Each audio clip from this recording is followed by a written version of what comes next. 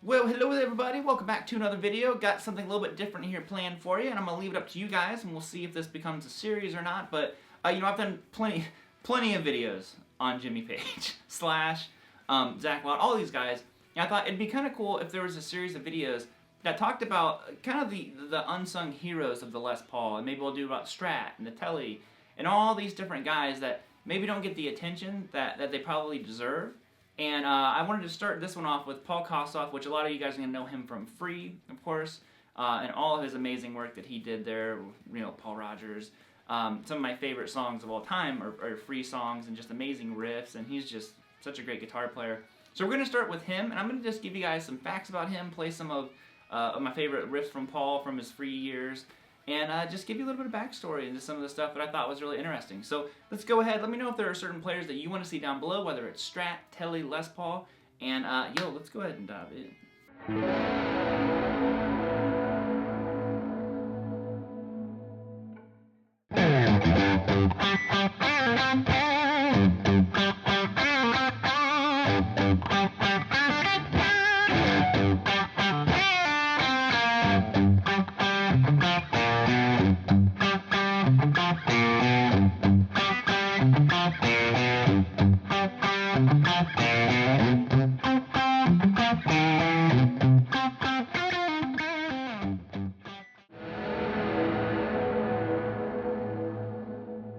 So the first thing I'm going to start with is something that I think a lot of people don't think about. I know myself, I don't think about it. And it's, you know, Paul passed away when he was 25. He was, you know, almost 26. He's 25. And that made me think back. I was like, well, when did those Free albums come out? Like, he was so young, you know, lost way too early in his career.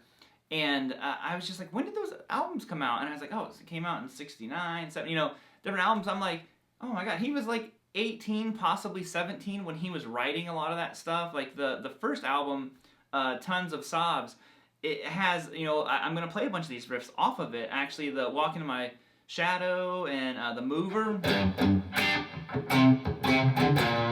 So it's really fascinating to me that these riffs, these classic songs were written, he was a teenager, super, super young.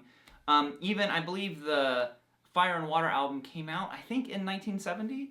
So he still would have been 20, you know, or maybe not. I don't know the exact date that came out. So he could have potentially been 19. He was definitely 19 when it was being written and recorded. So it's really fascinating. A lot of these legends that we have, they were all super. Look, Eddie Van Halen. I mean, look at all these guys. Like, all of their, like, most iconic stuff, they were young. They were early 20s, late teens, like, super, super young to be, like, pouring out all these just amazing songs and riffs and solos. So I thought that was the first thing. If you really think about it, think about how young Paul was. Like, I mean, I said we lost him very young, but he was even younger when he was doing Free.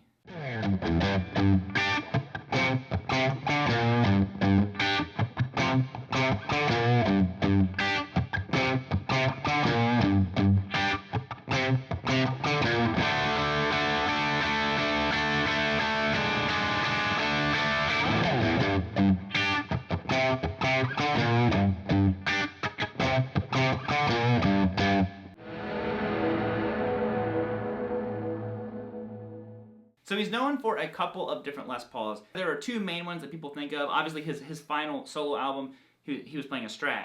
But on that one, he has a 58-59, you know, burst.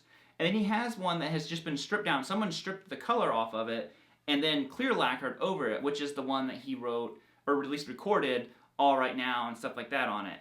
So the story behind the 58-59, it's funny how they intersect, is he was playing a show with a band called Beckett, and the guitarist for them, Arthur Ram, or Rame, I'm sorry if I'm butchering that last name, was playing with them. And there's different sources that say that, you know, Paul set his guitar down, threw his guitar, it fell, whatever happened, the guitar ends up breaking the neck. And he borrows Arthur's guitar, his gold top, to finish the set.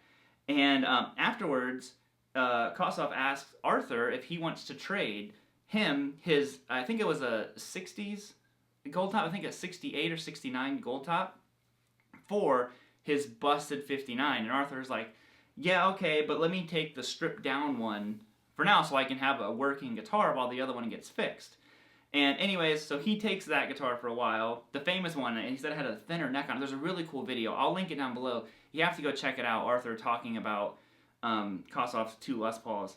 But anyways, later, Paul, you know, calls Arthur back up. He's like, hey, you know, I really want to switch back. You know, can we trade back? And Arthur does it, and, you know, he goes, you know, takes his gold top back, gives Paul the stripped down one, and he gets the 58, 59 burst fixed. So like I said, this is all in that video. But if you look, what they had to do to fix it, instead of taking the neck, the guy that actually fixed the guitar essentially cut the neck and made a whole new headstock for it. And essentially, like halfway up the neck, around like 5th fret or something, it's all new. So he basically just like connected the two together. That way he didn't have to replace the entire neck. And it's really, really like crazy that, and he said that, you know, the guitar's held up all this time because Arthur actually owns the guitar now. Kossoff's dad gave it to Arthur because he wanted someone to have it who was going to play it.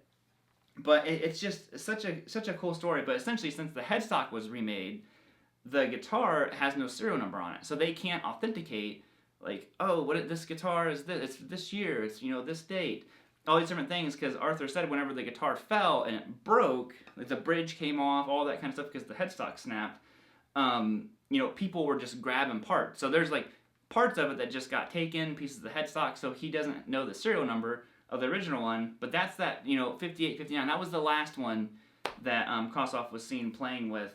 And then he has, of course, his stripped down one as well.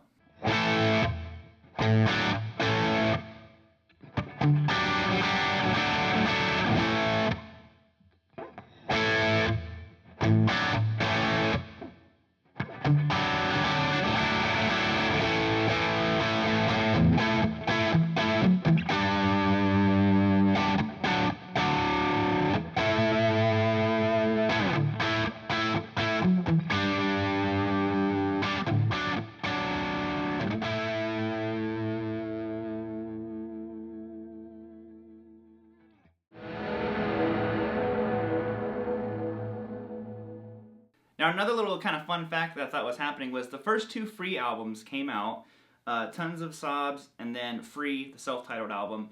And they said that Paul Kossoff, I forget there's 2 Pauls in the band, Paul Kossoff was pretty unhappy that Free really wasn't getting, like, you know, popular. And he actually went to try out for the Rolling Stones. He kind of snuck out of rehearsals, I believe, and went to go try out for the Rolling Stones. Didn't get the gig, kind of went back to rehearsals, showed back up. And they said the guys in Free never even knew that he did this until years later, that he was going to like ditch the band if he got the gig for the Rolling Stones. There goes my pick. But I thought that was really interesting because then, of course, the next album, Fire and Water, which had, you know, big hit song Fire and Water is one of my favorite Free songs.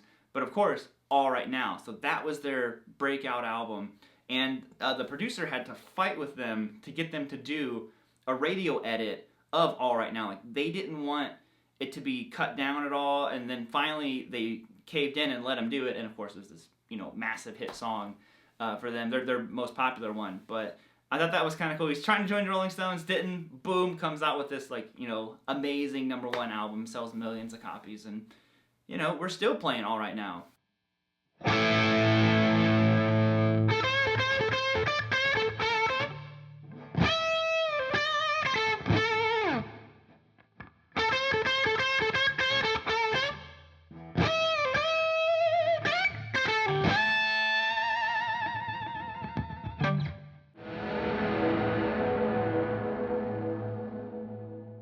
And on the topic of All Right Now, I found a video that actually has the isolated guitar tracks. Now, I don't know, I have no way to authenticate that this is like legit. But whoever, if it is someone else playing it and it's not the actual recordings, they are doing a mighty fine job of sounding like Kossoff. Because you can actually, I always wondered, people always tell me I played the intro wrong. And when I listened to it, I'm like, oh, I kind of see what was happening. So it's double tracked, but the guitars aren't super tight. So there's kind of strums overlapping. Like, listen to it. I'll link that in the comments as well that you can check out. But you can hear the first time around, he literally strums it different every single time. He does the first part, which is his, trademark A chord. And then it's bow, bow. Well, so 1, 2, 3, and 4. And then he goes back to the A. And he goes to this. And the first time around, he goes. Oh.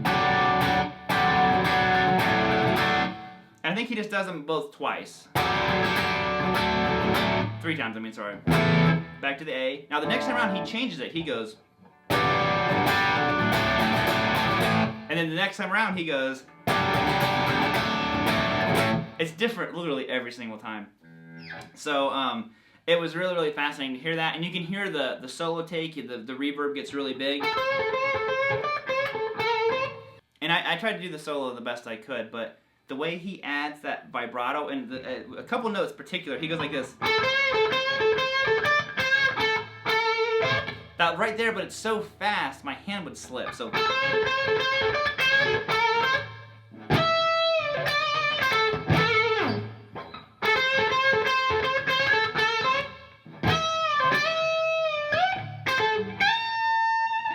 But there is a quick video shedding some light on one of, I think the greatest Les Paul players that ever existed. I'm truly a huge Kossoff fan.